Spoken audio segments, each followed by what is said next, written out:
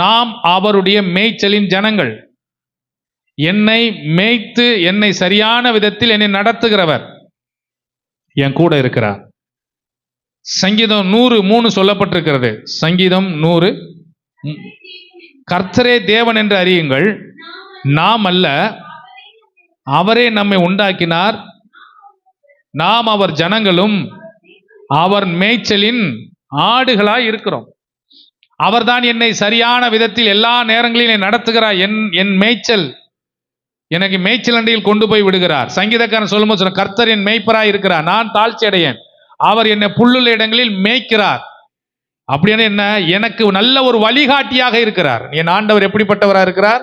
எனக்கு நல்ல ஒரு வழிகாட்டி, என்னை வழி நடத்துகிறவர். என் ஆண்டவர் என்னை வழி நடத்துகிறவர், என்னுடைய மேற்பார்வையாளர், என் மேல் நினைவாய் இருப்பவர், எனக்கு நல்ல ஒரு ஆலோசகராக இருக்கிறார், எனக்கு ஆகாரம் கொடுக்கிறார், என் பசியை ஆற்றுகிறார், என் தாகத்தை தீர்க்கிறார், எனக்கு சுகம் கொடுக்கிறார், என் நினைவுகள் எல்லாம் அறிந்திருக்கிறார், நான் விரும்பும் மேய்ச்சலை கொடுப்பார், எனக்கு பிடித்தமான உணவை எனக்கு அருள் செய்கிறவராய் இருக்கிறார். அல்லேலூயா.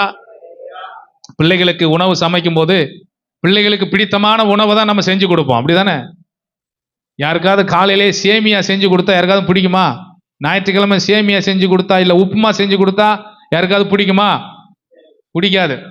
நீங்க என்னதான் அதுல நீங்க மசாலா போட்டு செஞ்சு கொடுத்தாலும் ஞாயிற்றுக்கிழமை அதுவுமா என்ன கொடுக்க கூடாது, உப்புமா என்ன பண்ணக்கூடாது, குடும்பம் யாரும் சாப்பிட மாட்டாங்க. அது செஞ்சாலும் அப்படியே தான் இருக்கும் பாத்திரத்துல. ஏன்னா யார் அப்போ நம்முடைய ஆண்டவர், நாம் அவருடைய ஆடுகள், மேய்ச்சலின் ஜனங்களா இருக்கிறோம், அவர் நம்ம மேய்ப்பரா இருக்கிறார். அதனால சொல்ல, நமக்கு என்ன உணவளிக்க வேண்டும் என்று அவருக்கு தெரியும். அல்லேலூயா. விதவிதமான ஆடுகளை வைத்திருக்கிற மேய்ப்பன், வித்தியாசமான மிருகங்களை வைத்திருக்கிறதான மனிதன், ஒவ்வொரு ஆட்டுக்கும் என்ன பிடிக்கும் என்பது அவனுக்கு நன்றாய் தெரியும். சில ஆடுகள் இந்த இலை கொலையெல்லாம் சாப்பிடும், சிலது சாப்பிடாது. அப்போ ஒரு மேய்ப்பனே ஒரு ஆட்டுக்கு அவ்வளோ கர்சனியா இருப்பானால், நம்முடைய நல் மேய்ப்பர் நம்முடைய ஆண்டவர் நமக்கு பிடித்தமான உணவை நமக்கு கொடுப்பார். அல்லேலூயா. நமக்கு பிடித்தமான உணவளிக்கிறவர் நம்முடைய தேவன். உதாரணத்துக்கு நான் சொல்றேன், 5000 பேர் இருக்கிறாங்க. 5000 பேர் எங்க இருக்கிறாங்க? வனாந்தரமான எங்க இருக்காங்க? ஒரு இடத்துல இருக்கிறாங்க. அந்த சம்பவத்துக்கு வர்றீங்களா? மத்தேயு 14 சாயங்காலமான போது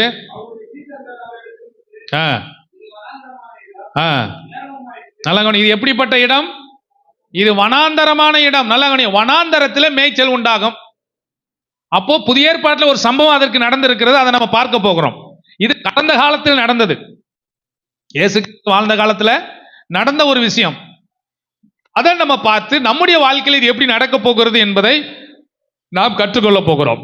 இது வனாந்தரமான இடம். அப்புறம் ஜனங்கள் கிராமங்களுக்கு போய்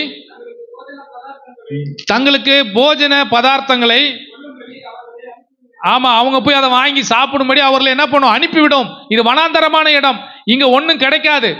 இரவு வரப்போகிறது, சாயங்காலம் ஆயிற்று, நேரம் ஆகிக்கொண்டே இருக்கிறது. இது என்ன பண்றது? இவ்வளவு ஜனங்கள் இருக்கிறாங்க, இவங்களுக்கு பசி எடுத்தா நம்ம உணவு அளிக்க முடியாது, இவர்களை நீ அனுப்பிவிட வேண்டும் என்று சீசர்கள் இயேசுவிடத்திலே சொல்லுகிறதை நாம் பார்க்கிறோம்.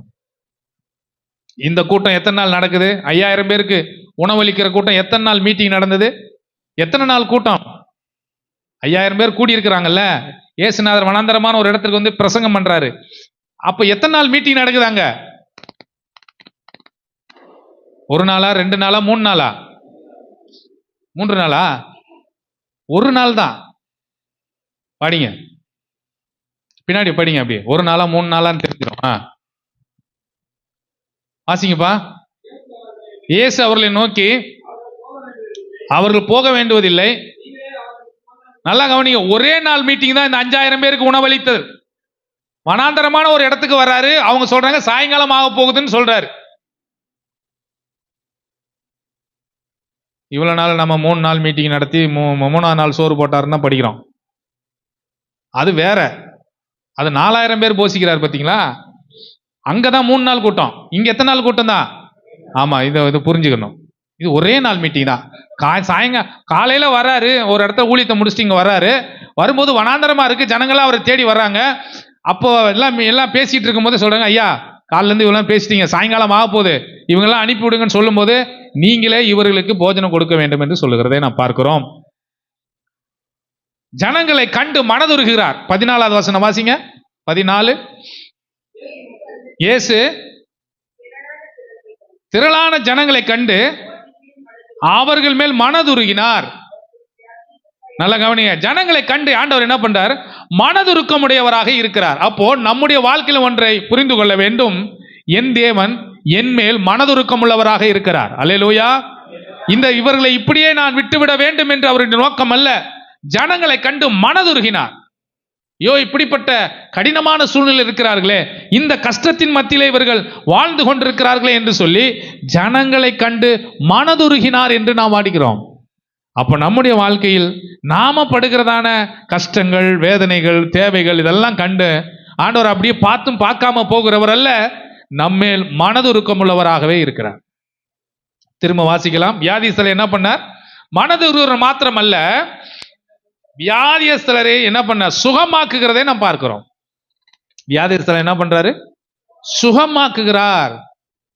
அப்படி நம்முடைய தேவன் எப்படி பண்ணுவார்? நம்மேல் மனதுருகிறவர் மட்டுமல்ல, நமக்கு இருக்கிறதான சரீர பலவீனங்கள், ஒருவேளை நீங்க அப்படி ஏதாவது வெளி பிரச்சனையோ இன்டீரியலோ அப்புறம் அவுட்டு வெளியிலேயோ பிரச்சனை இருக்கலாம் சரீரத்தில். ஆனா எப்பேற்பட்ட பிரச்சனையா இருந்தாலும் வியாதியிலிருந்து சுகமாக்குவேன் என்று அவர் வாக்கு பண்ணியிருக்கிறார். வியாதியிலிருந்து நிச்சயமாக சுகம் உண்டாகும் என்பது வேத சத்தியம். அதை நாம் விசுவாசிக்க வேண்டும். என் ஆண்டவர் எனக்கு வியாதியிலிருந்து என்னை சுகமாக்க அவர் வல்லவராய் இருக்கிறார். அடுத்ததாக சொல்றார், மனதுருகினார், சுகமாக்கினார். 16வது வசனம் சொல்லுது, வாசிக்கலாம். 16.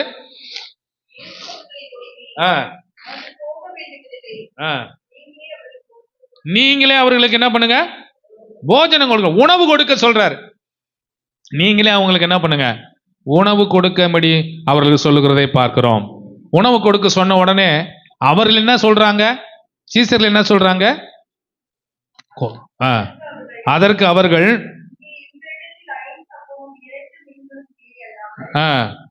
எங்களிடத்தில் என்ன இருக்குதா? கொஞ்சமாகத்தான் இருக்கிறது, 5 அப்பமும் 2 மீன் தான் இருக்கிறது. ஆனால் இவ்வளோ பெரிய கூட்டத்துக்கு உணவளிக்க என்ன பண்ண முடியாது? உணவளிக்க முடியாது. மனிதனுடைய வாழ்க்கையில என்றைக்குமே மனுஷன் சொல்றது என்ன தெரியுமா? முதல் எடுத்த உடனே அதெல்லாம் முடியாது, இதெல்லாம் நடக்காது.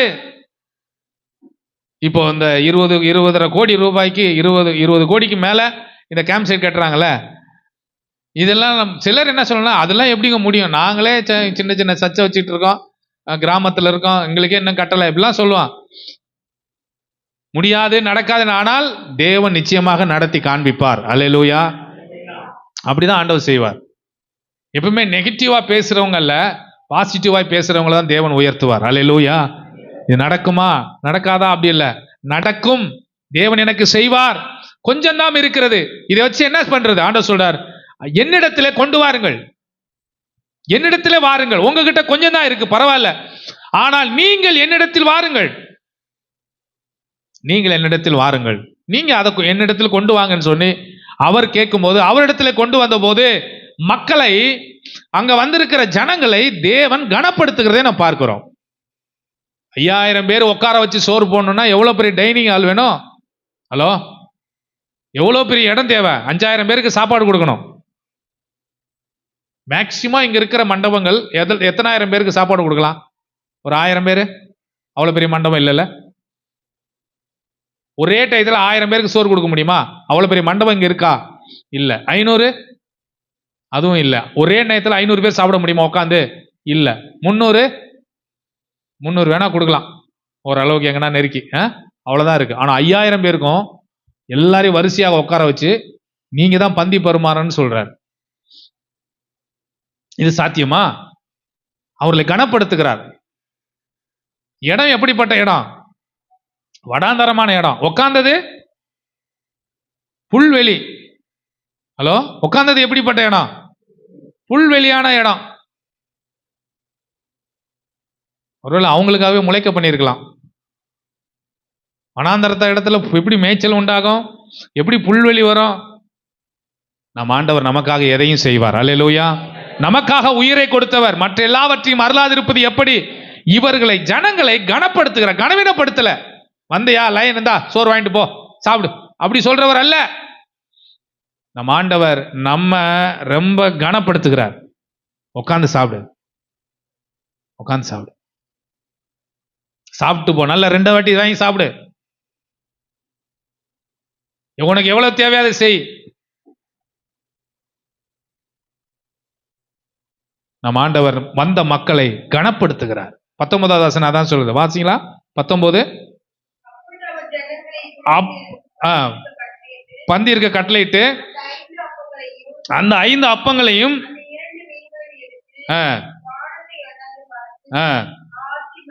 ஆசீர்வதித்து அப்பங்களை பிட்டு ஜீசர்கள் ஜனங்களுக்கு கொடுக்கிறத பார்க்கிறோம். அதோட மாத்திரம் இல்ல, இன்னொரு வசனம் சொல்லுது, அவர்கள் திருப்தி அடைந்தார்கள். எப்படி அடைந்தாங்களா? திருப்தி அடைந்தார்களா? 5000 பேர் சாப்பிட்டும் ஒரு குறையும் சொல்லலையாங்க. நம்ம 300 பேருக்கு சமைச்சிட்டு 150 பேர் குறை சொல்ற ஆளா தான் இருக்கு. அப்படிதானே? என்ன பிரியாணி போட்டான், எனக்கு ஒரு பீஸே வரல, எனக்கு தக்காளி வரல, வெங்காயம் வரல, என்ன சோறு போட்டாங்க, எனக்கு பிரெட் அல்வா வரலங்க, குறை சொல்ற. ஆனா இங்க யாருமே குறை சொல்லல. ஆனா வந்த ஆட்கள் குறை சொல்ற ஆட்கள். 5000 பேர் சாதாரண ஆட்கள் கிடையாது, எல்லாம் ரட்சிக்கப்பட்டவங்க கிடையாது. 5000 பேர் ரட்சிக்கப்பட்டவங்களா இல்ல, ஏதோ ஏசுநாதர் ஏதோ ஒரு மீட்டிங் நடத்துறான்னு சொல்லிட்டு வந்தவங்க தான். ஆனா அங்க சொல்லப்பட்டிருக்கு எல்லாம் திருப்தியா சாப்பிட்டார்களாம். திருப்தியா சாப்பிட்டது மாத்திரமல்ல, மீதமும் என்ன பண்ணது? ஆமா, மீதமும் அங்கே மீதம் எடுத்திருக்க திருப்தியாக சாப்பிட்டார்கள். அப்ப நம்முடைய ஆண்டவர் எப்படிப்பட்டவர்? 5000 பேருக்கு உணவளிக்கிறார். கடந்த காலத்துல நடந்தாரு, இந்த காலத்திலும் செய்ய மாட்டாரா? நிச்சயமாக தேவன் செய்ய அவர் வல்லவராக இருக்கிறார். அல்லேலூயா. இந்த காலகட்டத்திலும் தேவன் நமக்கு உணவளிப்பார். இந்த காலகட்டத்தில் நமக்கு கனப்படுத்துவார், நமக்கு கனத்தை தருவார், வியாதியிலிருந்து சுகமாக்குவார், நம்மேல் மனதுருக்கமா இருக்கிறார். கொஞ்சம் தான் இருக்கிறதுன்னு கவலைப்படாதீங்க. இந்த மாசம் எனக்கு கொஞ்சம் தான் இருக்கு, தேவை நிறைய இருக்கு, ஆனா வரவு கொஞ்சமா இருக்கு, கவலைப்படாதீங்க. நீங்க உங்க கொஞ்சத்துல ஆண்டவருக்குன்னு கொஞ்சம் கொடுத்து பாருங்க, அது நிறைவாய் கர்த்தர் மாற்றி தர வல்லவராய் இருக்கிறார். அல்லேலூயா. அதை தான் தேவன் நம்மிடத்தில் எதிர்பார்க்கிறார். கொஞ்சம் தான் இருக்கு, புலம்பாத, என்னிடத்துல கொண்டு வா, நான் உனக்கு ஆசீர்வாதத்தை தரேன் என்று சொல்லுகிறார். அல்லேலூயா. இந்த புரிதல் நமக்குள்ளே வர வேண்டும். மத்தேயு 16 அதான் சொல்லப்பட்டிருக்கிறது. அடுத்து சில அதிகாரங்கள் கழித்து 16வது அதிகாரத்துல 4000 பேருக்கு அதிகமானவருக்கு உணவளிக்கிறார். வாசிக்கலாமா? 15:29. இயேசு அவ்விடமிட்டு புறப்பட்டு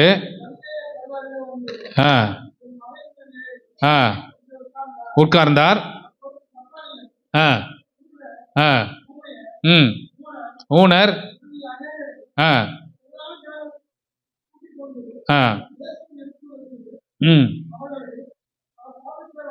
போதும். இங்க பாருங்க, இங்க 4000 பேர், இந்த 5000 பேர் முடிஞ்சதுக்கு அப்புறம்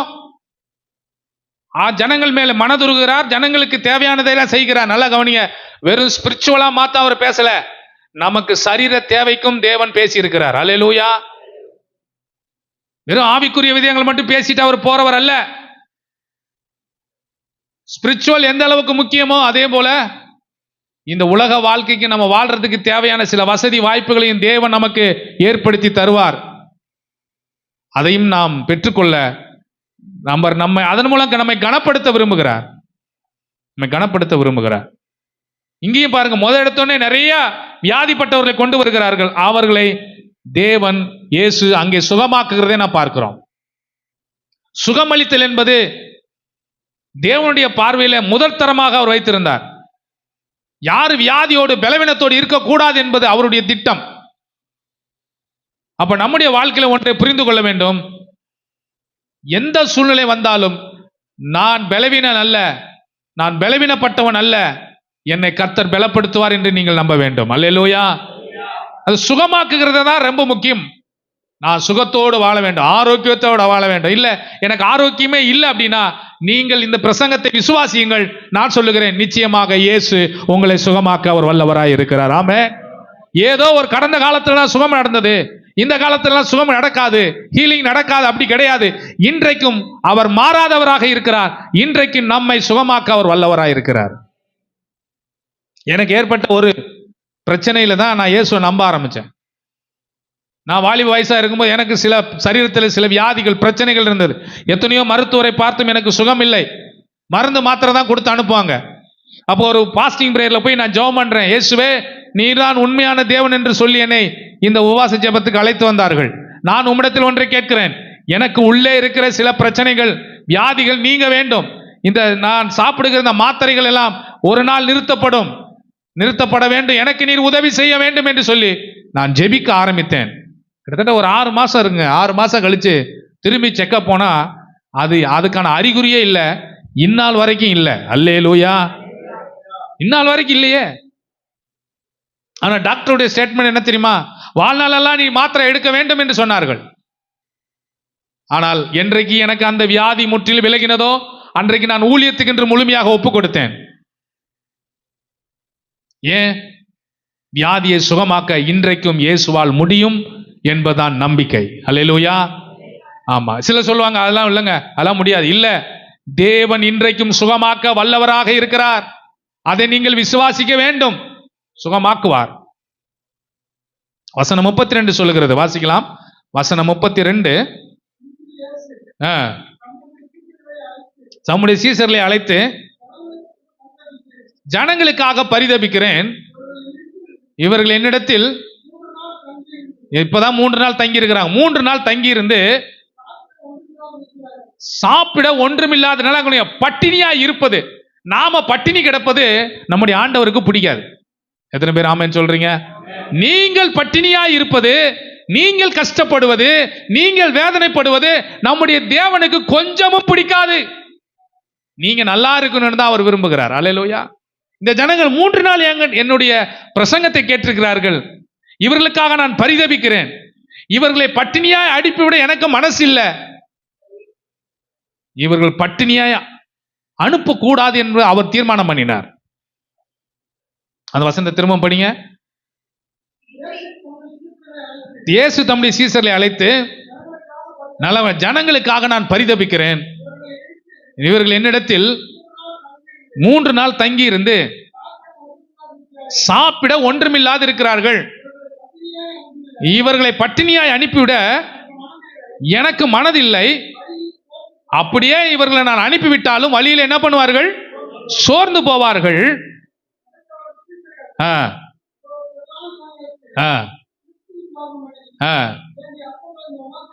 நல்லா கவனிங்க. இதுக்கு முன்னாடி தான் 5000 பேருக்கு சாப்பாடு கொடுத்துட்டு கூட்டு வர்றாரு. மனுஷனுடைய எண்ணங்கள் எப்படி இருக்கிறது? மனுஷனுடைய நினைவுகள் எப்படி இருக்கிறது? 5000 பேருக்கு சாப்பாடு போட்டது 14ஆம் அதிகாரத்துல தான் படித்தோம். அடுத்த அதிகாரத்திலே கொஞ்சம் அடுத்து ஒரு சில நாட்களிலே இன்னொரு சம்பவம் நடக்கிறது. ஏன் இவர்களுக்கு இந்த நம்பிக்கை இல்லாமல் போய்விட்டது? அங்க 5000 பேருக்கு சாப்பாடு கொடுத்தாரே, அதே போல இங்கேயும் அவரால் செய்ய முடியும் என்று இவர்கள் நம்பவில்லை. இவர்கள் திரும்பவும் பாடின பாட்டையே பாடுகிறார்கள். இவ்வளவு பேருக்கு எப்படி உணவு அளிக்க முடியும்? அப்புறம் 5000 பேருக்கு போட்டாரு. அப்போ நீங்க தானே உங்க கையால தானே எடுத்து எல்லாருக்கும் பரிமாறுனீங்க, உங்க கையில் தானே கொடுத்தாரு. மனுஷன் எப்பவுமே என்ன தெரியுமா, ஆண்டவர் நமக்கு செய்த அற்புதத்தை நம்ம ஈஸியா மறந்துடுவோம். அந்த அற்புதத்தை மறந்து விட்டு நமக்கு வருகிற பிரச்சனையை தான் ரொம்ப ஹைலைட் பண்ணி காமிப்போம். இதுக்கு முன்னாடி உனக்கு அற்புதம் செஞ்சாரு, இதுக்கு முன்னாடி நம்மளை காப்பாற்றினாரு, இதுக்கு முன்னாடி நம்மளை போஷித்தாரு, இதுக்கு முன்னாடி பெரிய விபத்திலிருந்து நம்மளை காப்பாற்றினாரு. இந்த சூழ்நிலையிலும் தேவன் நம்மை காப்பாற்ற வல்லவராய் இருக்கிறார் என்பதை நாம் சில நேரங்களில் மறந்து விடுகிறோம். அதற்காகத்தான் ஆண்டவர் இந்த சபை என்கிற அமைப்பை ஏற்படுத்தி திரும்பவும் நமக்கு ஞாபகப்படுத்துகிறார். அல்லேலூயா சொல்லுவோமா? திரும்ப நமக்கு ஞாபகப்படுத்துகிறார். உன்னை சின்ன வயசுல இருக்கும்போது உன்னை காப்பாத்தினல, தாயின் கருவில இருக்கும்போது உன்னை காப்பாத்தினல, அதுக்கப்புறம் உனக்கு நீ படிக்கும்போது, ஸ்கூல் படிக்கும்போது, காலேஜ் படிக்கும்போது, உன் தேவையான நேரத்துல உனக்கு பலவீனம் வந்த போதுல உன்னை காப்பாத்தினே. இந்த வயசிலும் இன்றைக்கும் தேவன் நம்மை காப்பாற்ற வல்லவராய் இருக்கிறார். காப்பாற்ற வல்லவராய் இருக்கிறார். பட்டினியா இருக்க அவர் விடமாட்டார். தாவீதா தான் சொல்றான், நான் சின்னவனா இருந்தேன், வாலிபனா இருந்தேன், இப்ப பெரிய ஆளாயிட்டேன், ராஜாவை கூட ஆயிட்டேன்.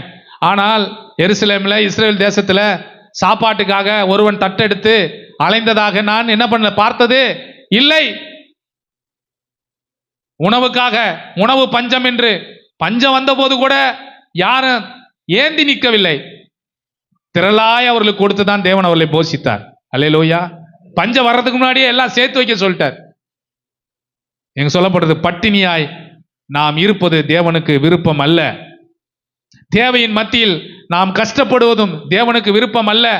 எந்த ஒரு சின்ன தேவைக்காகவும் நீண்ட வருஷமாய் நீண்ட காலமாய் காத்திருக்குவதும் தேவனுக்கு விருப்பம் அல்ல. சீக்கிரமாய் நம்முடைய கையில அந்த ஆசீர்வாதங்களை தேவன் நமக்கு தந்து நம்மளை சந்தோஷப்படுத்த போகிறார். ஒரு ஆமென் சொல்லுங்க. ஆமென்.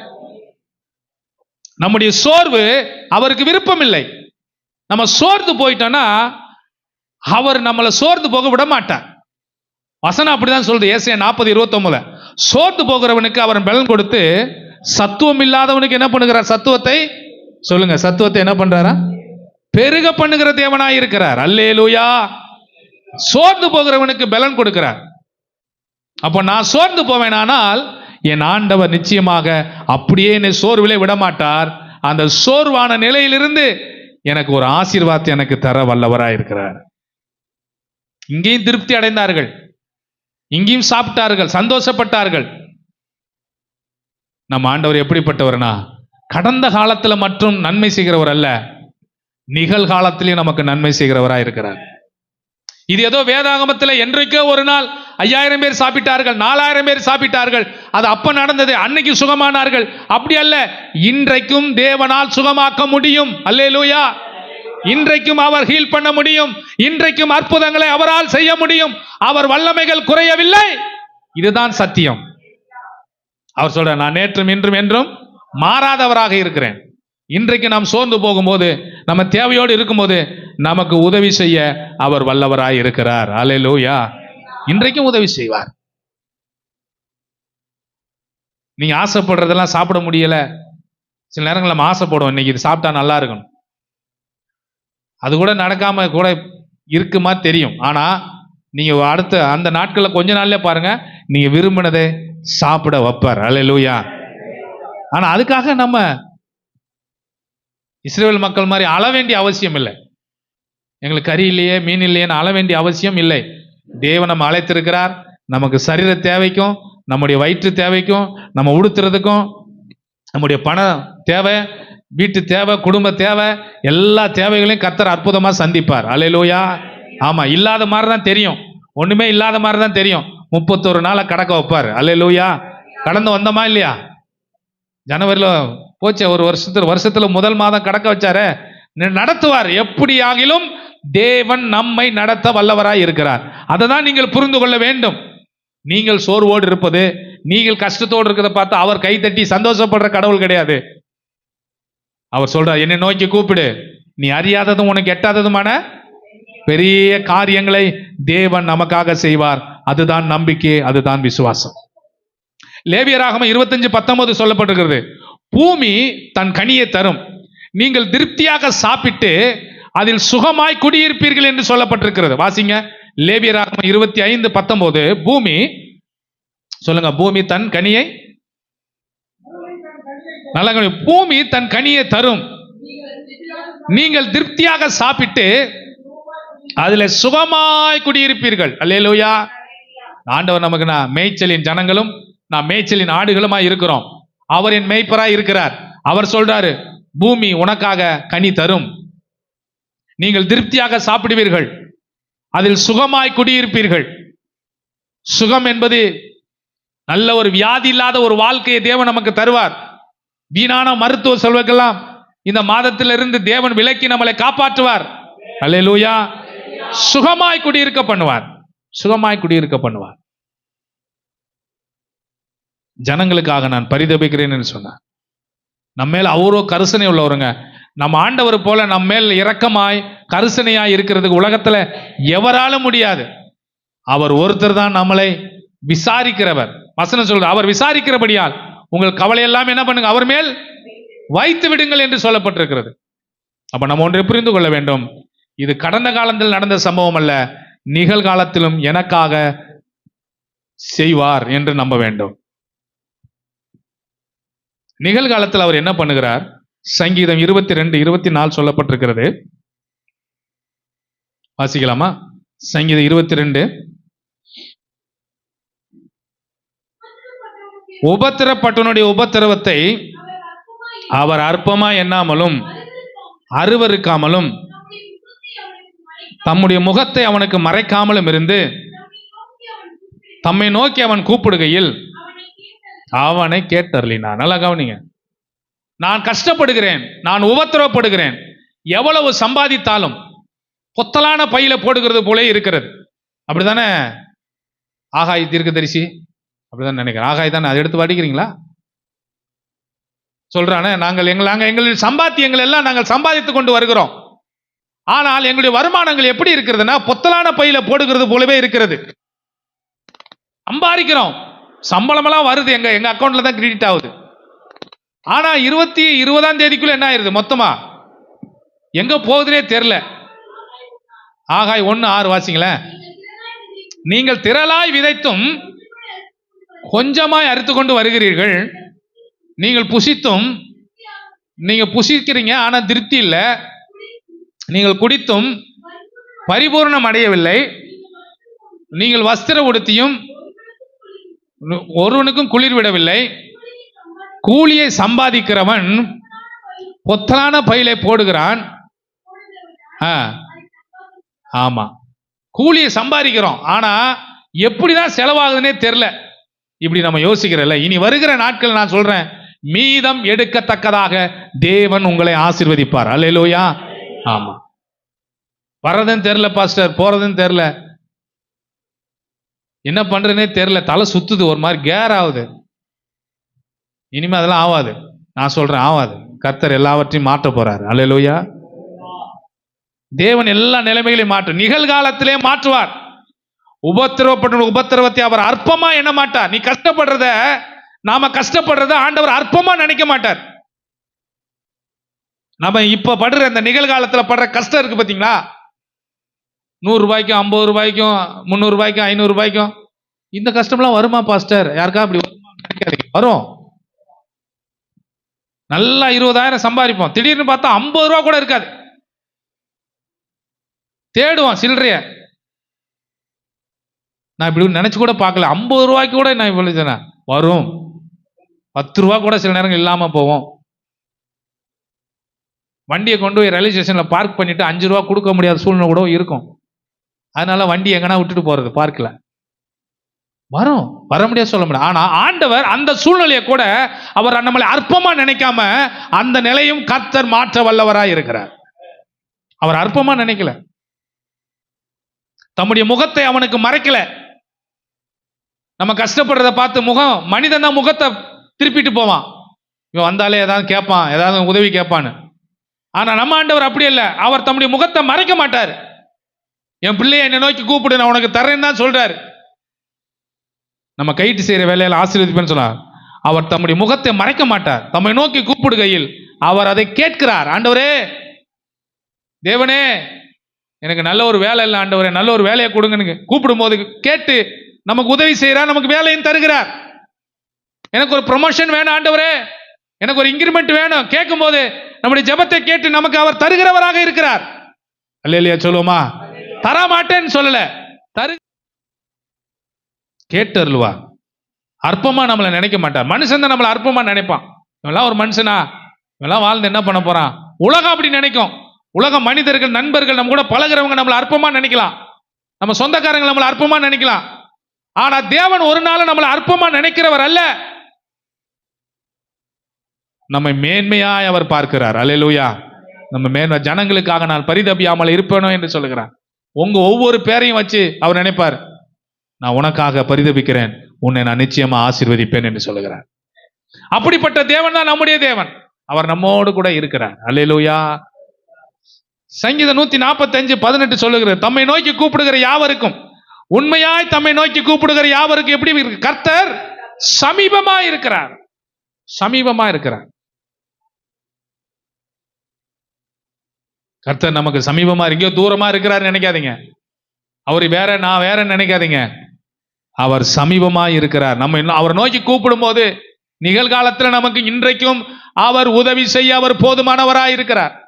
இன்றைக்கும் உதவி செய்வார். சமீபமாக இருக்கிறார். சங்கீதம் 145 19 21.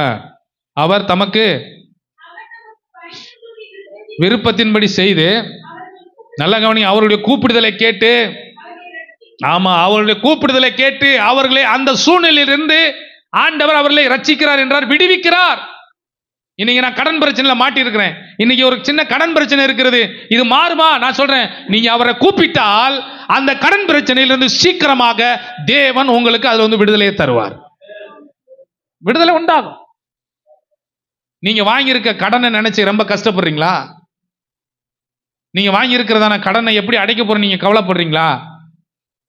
நமக்காக ஒருத்தர் பரிதபிக்கிறவர் இருக்கிறார். என் மகனுக்காக இந்த கடனை அடைக்கிறதுக்கு சீக்கிரம் நான் உனக்கு ஏதாவது ஒரு அற்புதத்தை செய்ய வேண்டும் என்று சொல்லி ஆண்டவர் நமக்காக சீக்கிரம் அற்புதத்தை செய்து அதெல்லாம் அடைத்து முடிக்க கர்த்தர் உதவி செய்வார். ஒரு ஆமென் சொல்லுங்க. ஆமா, மாறும் மாறும் மாறும்.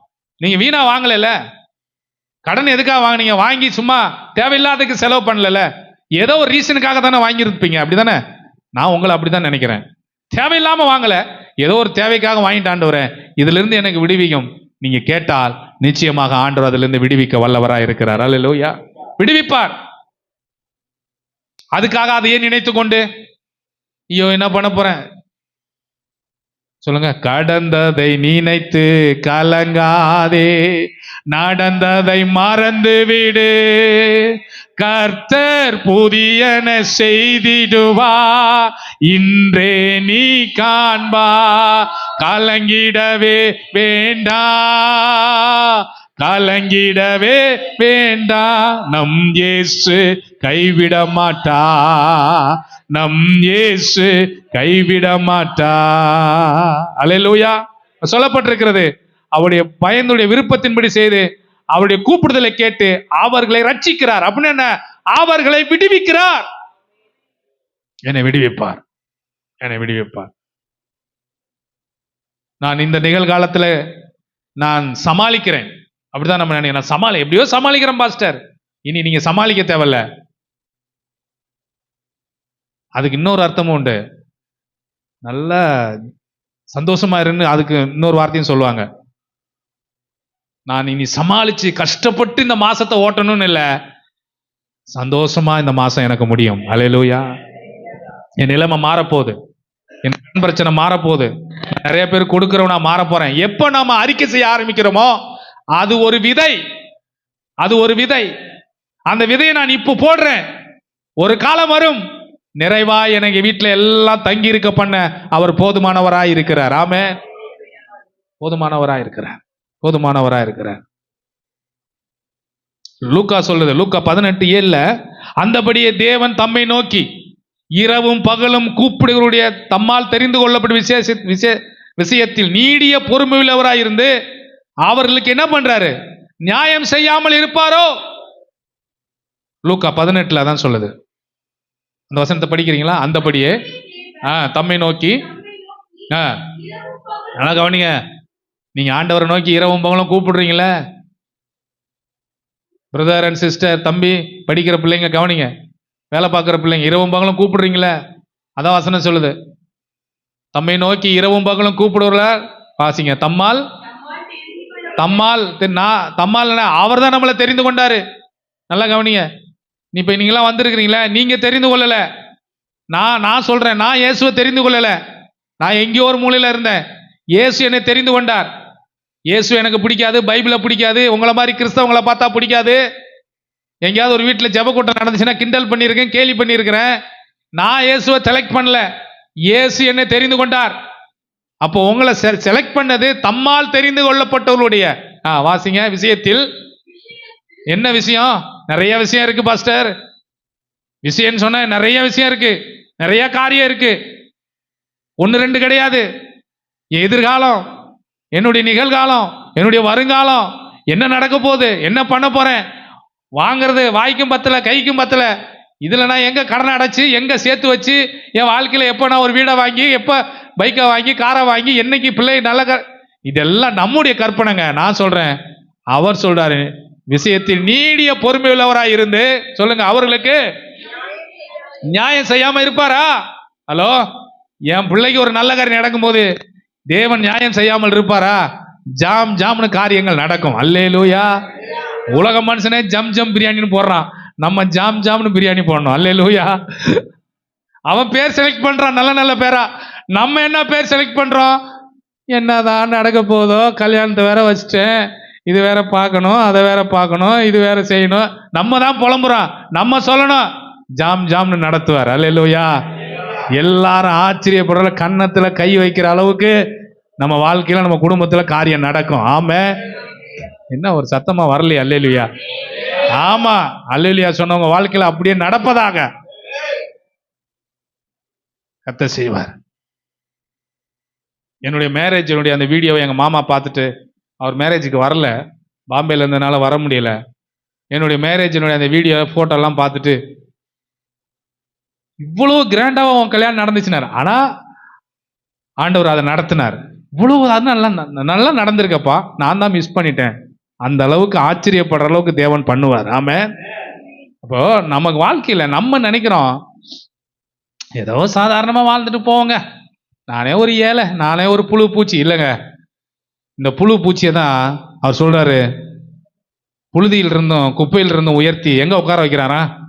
சொல்லுங்க சொல்லுங்க யார் எங்க உட்கார வைக்கிற? ராஜாக்களோடு பிரபுக்களோடும் அமர பண்ணுகிறார். நான் தகுதியே இல்லை, ஆனால் தேவன் என்னை தெரிந்து கொண்டு என்னை தகுதிப்படுத்துகிறார். அவர் நியாயம் செய்யாம இருப்பாரா?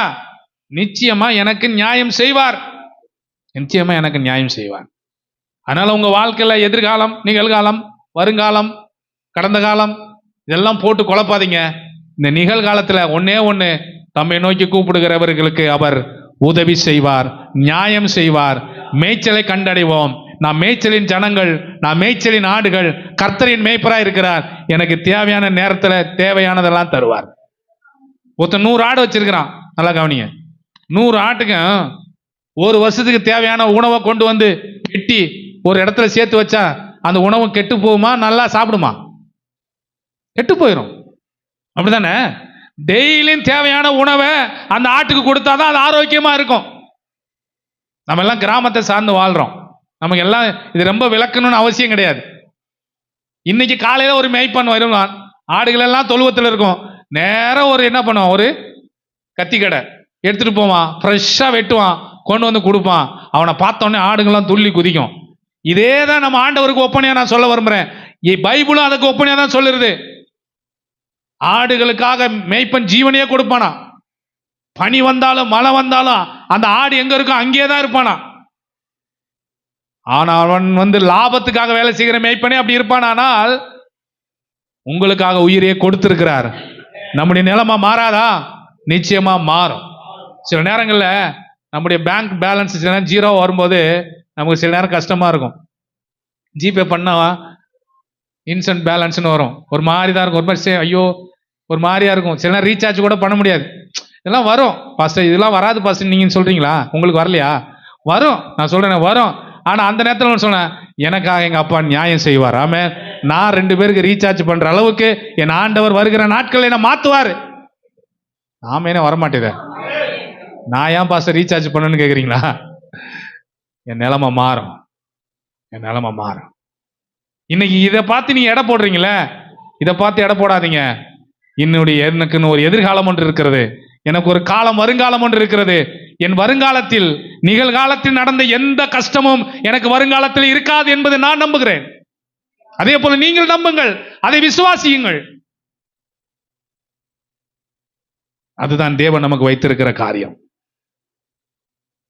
நான் சொன்ன நிகழ்காலத்துல ஏற்கனவே நடந்த ஒரு காரியத்தை நம்ம பார்த்தோம். கடந்த காலத்துல ஒரு விஷயம், 4000 பேர் 5000 பேர் சாப்பிட்டார்கள். நிகழ்காலத்துல சொல்றாரு, அவங்க சாப்பிட்டது மாத்திரமல்ல, நீ என்னை நம்பி என்னை நோக்கி கூப்பிட்டேனா நீங்களும் அதே போல உணவளிக்கப்படும், உங்களுக்கும் அதே போல தேவைகள் சந்திக்கப்படும், உங்களுக்கு அதே போல வாழ்வு கிடைக்கும் என்று சொல்கிறார். வருங்காலத்துல என்ன நடக்க போகிறது சொல்றாரு. யோவான் 14:1-3 வரைக்கும் வாசிக்கலாம். யோவான் 14:1-3. உங்கள் இருதயம் கலங்காதிருப்பதாக. நல்லா கவனிங்க, பக்கத்துல பார்த்து சொல்லுங்க, உங்கள் இருதயம். சொன்னீங்களா? உங்கள் இருதயம். 2 லட்சம் கடன் இருக்கலாம், 3 லட்சம் கடன் இருக்கலாம், 10 லட்சம் கடன் இருக்கலாம், 20 லட்சம் கடன் இருக்கலாம். ஒன்னு சொல்லுங்க, உங்கள் இருதயம், சந்தோஷமா சொல்லுங்க, உங்கள் இருதயம் கலங்காதிருப்பதாக. ஆமா, அல்லேலூயா. மாத்துவாரு. எப்படி மாறும்? அதான் நமக்கு நல்ல பலன் கொடுத்திருக்கிறார்ல, உழைக்கிறதுக்கு தெம்பு கொடுத்திருக்கிறார்ல, அந்த வேலையை கொடுத்திருக்கிறார்ல, அந்த வேலையை கர்த்தர் ஆசீர்வதிப்பார். அந்த வேலையில உயர்வு வரும், அந்த வேலையில சம்பளத்தை உயர்த்துவான். உனக்கே தெரியாம உனக்கு ஒரு இன்கிரிமெண்ட் வரும். நீ போய் முறையிட வேண்டிய அவசியம் கிடையாது. எனக்கு சம்பளத்தை உயர்த்தி கொடுங்கன்னு கேட்க வேண்டிய அவசியம் கிடையாது. நான் சொல்றேன், அவங்களே உனக்கு உயர்வை தரப்போறோம். யாருக்கும் நடக்க போகுது அது மாதிரி. அல்லேலூயா. அவங்களே இன்கிரிமெண்ட் போட போறாங்க. நீங்க போய் ஐயா ஒரு 1000 ரூபாய் இந்த வருஷம் போடுவீங்களா? கேட்காதீங்க, விடுங்க. கர்த்தாவே, பார்வோன்ட்ட பேசினவர், சொல்லுங்க, பார்வோன்ட்ட பேசினவர் எங்க கம்பெனியில் இருக்கிற சூப்பர்வைசர் என்ன பண்ணும்? பேசும். ஹெச்ஆர்ட்ட பேசும், மேனேஜ்மெண்ட்ட பேசும், எம்டிட்ட பேசும். ஆண்டவரே, ஏன்னா மனுஷ கண்களில் தயவு உண்டாக்க செய்கிறவர் அவர் தான். அல்லேலூயா. அவ்வளவு பேர் வேலை செஞ்சாலும் உங்கள் மேல சில நேரம் டக்குன்னு கண்ணு படும், பட வைப்பாரு. ஆமென். நான் சொல்றதெல்லாம் தீர்க்க தரிசனமான வார்த்தையை நீங்க எடுத்துக்கொள்ளுங்க. இனிமே அப்படிதான் நடக்க போகுது, அப்படிதான் நடக்க போகுது. எனக்கே வயசாயிருச்சு, நீ யார் எனக்கு வேலை கொடுப்பா? அவன் சொல்லுவான், நீ ரிட்டையர்ட் ஆனாலும் வா, என் கம்பெனிக்கு வேலைக்கு வான்னு சொல்ல போறான். அல்லேலூயா. கர்த்தர் நமக்கு அப்படிப்பட்ட பாக்கியத்தை நமக்கு தந்திருக்கிறார். உங்கள் இருதயம் என்ன பண்ணக்கூடாது? அவ்வளவுதாங்க, சிம்பிள். இந்த திருவிருந்துக்கு போறோம், திருவிருந்த கம்யூனியன் எடுக்க போறோம், வசனத்தை கேட்டு போறோம். ஆண்டவர் சொல்ற சிம்பிளா, ஆண்டவர் எப்பவுமே எல்லாத்தையும் சிம்பிளா, என்ன கொண்டு வந்த நீ என்ன கொண்டு போறன்னு கேட்கிறார். நீ கவலைப்படுறிய, உங்களை பார்த்தா கேட்கிற. ஒருத்தர் பேரை அவர் கேட்டார்னா அப்படிதான் கேட்பார். என்ன கீர்த்தி அப்படி கேட்பார். பேசினாரு, என்னம்மா ஏமா நீ இவ்வளவு கவலை, என்ன கொண்டு வந்த, என்ன கொண்டு போக போற? ஏன் ஏசப்பா? ஒண்ணு இல்லம்மா, விடு, அதெல்லாம் சரியாகும். அப்படியா ஏசப்பா? முடிஞ்சு போச்சு. இதே மாதிரிதான் நம்ம ஒவ்வொருத்தரையும் பார்த்து கேட்பார். உங்க ஒவ்வொரு பேரையும் சொன்னா இன்னைக்கு பிரசங்க நேரம் இருக்காது. இப்படி சொன்னா சொல்லிட்டே போலாம். என்ன ஐசக்கு, எதை குறித்து கவலைப்படுற? செமஸ்டர் வருது, அது பண்ணணும், இது பண்ணணும், எல்லாத்தையும் கிளியர் பண்ண கவலைப்படுற. ஒண்ணு கவலைப்படாதப்பா, உன் இருதயம் கலங்காது இருப்பதாக. அல்லேலூயா. சிம்பிளா எல்லாத்தையும், ஒண்ணுமே இல்ல, தூஸ். நம்ம என்ன நினைக்கிறோம்? பெருசா நினைச்சுக்கிறோம். உங்கள் இருதயம் கலங்காது இருப்பதாக. அடுத்து சொல்லுங்க, தேவனிடத்தில், அப்புறம் அவ்வளவுதாங்க, சிம்பிளா சொல்லிட்டாரு. ஏன்னா தேவனிடத்துல விசுவாசமா இருங்கள், என்னிடத்திலும். அவ்வளவுதான். அவர் மலைப்பிரசங்கத்தை சொல்லும்போது சொல்ல, கவலைப்படுறதுனால இன்னும் சரீரத்தை கூட்ட முடியுமா, குறைக்க முடியுமா? இவ்வளவும் நமக்கு எழுதி வச்சாலும் திரும்பவும் ஞாபகப்படுத்துறதுக்குன்னு ஒரு பாஸ்டரை வச்சு உங்களுக்கு ஞாபகப்படுத்தி உங்களை பலப்படுத்துறாரு. பார்த்தீங்களா? அதுதான் நம்முடைய ஆண்டவர். அல்லேலூயா. இந்த வசனம் உங்களுக்கு தெரியுமா தெரியாதா? தெரியும், ஆனா மறந்துடுவோம். மறந்துறதுக்கு தான் என்ன 3 வருஷம் படிக்க வச்சு அங்க இருந்து கொண்டு வந்து இங்க வச்சு உங்களுக்கு சொல்ல வைக்கிறார் வார வாரம். நான் நினைப்பேன், இதுதான் பைபிள்ல எழுதி கொடுத்துட்டீங்களே, இதவே நான் திரும்ப திரும்ப பேசவா? இந்த 4000 பேர் 5000 பேர் எத்தனை வாட்டி நான் பிரசங்கம் பண்ணிட்டேன். ஏய், இவனு ஈஸியா மறந்துடுவாங்க. நீ ஏன் மறந்துட்ட பத்தியா?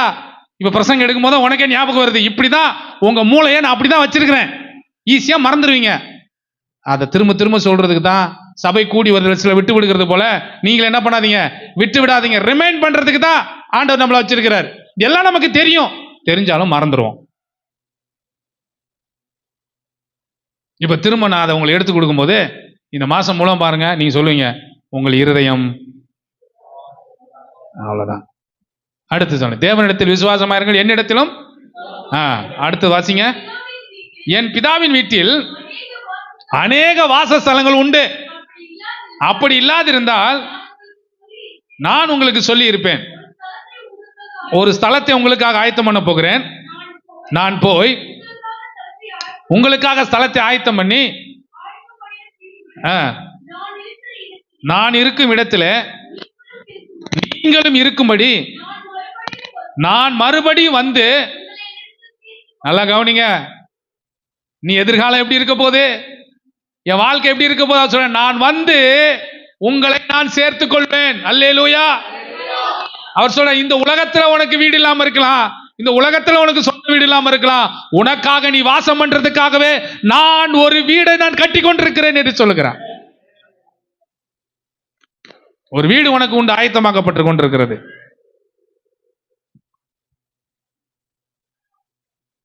நம்ம ஒன்றை புரிந்து கொள்ள வேண்டும். வருங்காலம், என்னுடைய எதிர்காலம் எப்படி இருக்க போகிறது? என்னுடைய எதிர்காலமும் பிரகாசமாகத்தான் இருக்க போகிறது. அல்லேலூயா. இனி எனக்கு வருகிற வருங்காலமும் எனக்கு ஆசீர்வாதமாகத்தான் மாறப்போகிறது. ஏன்னா என் அப்பா, என் தேவன் எனக்கு வாக்கு பண்ணியிருக்கிறார்.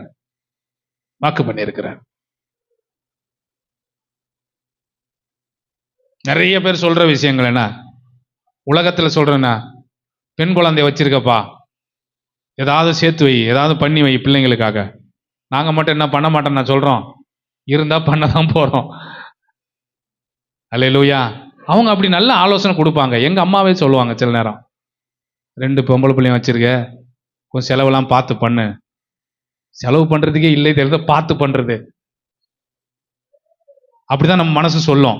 இன்னைக்கு லைவ்ல நம்ம அப்படிதான் இருக்கோம், நிகழ்காலத்தில் அப்படிதான் இருக்கோம். ஆனா ஒரு நாள்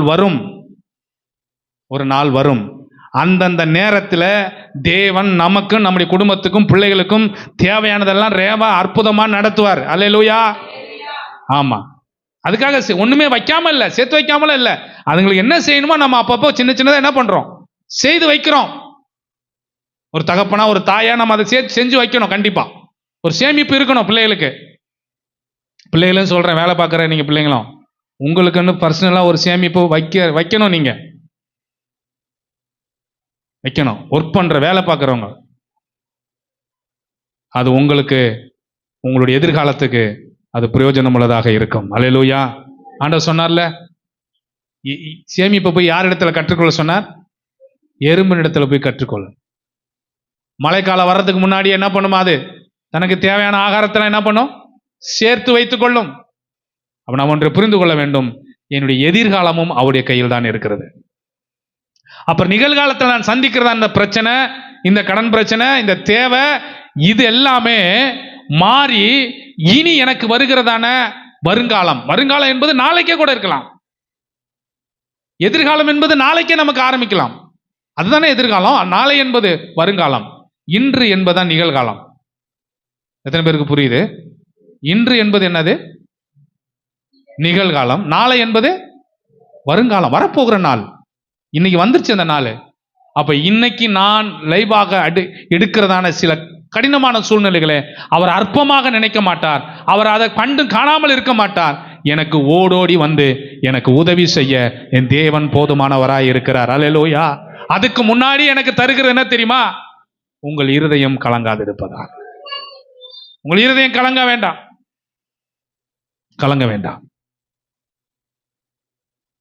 கலங்காம என்ன பண்ணணுமா?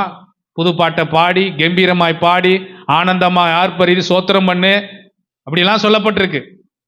இருதயம் கலங்காது இருப்பதாக சொல்லிட்டான்னு அமைதியா இருக்கிறதல்ல. சங்கீதம் பாடு, பணிந்து குனிந்து தேவட துதி, மகிமையை வல்லமையை செலுத்து, பரிசுத்த அலங்காரத்துடன் கர்த்தரை தொழுதுகொள், தேவனை ஆராதி, தேவநாமத்தை உயர்த்து. இதெல்லாம் தேவன் நமக்கு சொல்லி வச்சிருக்கிறார். அப்ப நாம் 3 காலங்களை பார்த்திருக்கிறோம். ஒன்று, கடந்த காலத்தில் ஆண்டவர் ஜனங்களுக்கு செய்த நன்மைகள். இப்பொழுது நிகழ்காலத்தில் தேவன் நமக்கு எப்படியெல்லாம் நன்மை செய்வேன் என்று வாக்கு பண்ணினதான வாக்கு தத்தங்கள். இனி எதிர்காலத்தில் என்னெல்லாம் நமக்கு நடக்க போகிறது என்கிறதை நாம் பார்த்திருக்கிறோம். வருங்காலம் நம்முடைய வாழ்க்கையில் பிரகாசமாய் அமைய போகிறது. எதிர்காலம் எனக்கு நல்ல காலமாக வரப்போகிறது. தேவனாகிய கர்த்தர் என்னுடைய வருங்காலம், என்னுடைய நாளைய தினம், என்னுடைய அடுத்த நாள், இனி வருகிறதான காரியங்கள் எல்லாம் தேவன் எனக்கு நன்மையாக மாற பண்ண போகிறார். நீங்க சாட்சி சொல்ல தான் போறீங்க. புதுசா நான் சொன்ன நியூ இயர் சர்வீஸ்ல புதுசா, ஆமா, உங்களுக்கு நடக்கத்தான் போகிறது. நான் பார்க்கத்தான் போகிறேன்.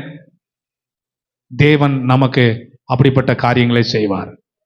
அப்படியானால் நம்மிடத்தில் அவர் எதிர்பார்க்கிறது என்ன? உன் இருதயம் கலங்காது இருப்பதாக சொன்னவர் நம்மிடத்தில் எதிர்பார்க்கிறது, அவரை ஸ்தோத்திரம் பண்ணி கொண்டே இரு, அவரை துதித்துக் கொண்டே இரு, அவரை ஆராதித்துக் கொண்டே இரு, அவர் நினைவாகவே இரு, உன் இருதயம் கலங்காது.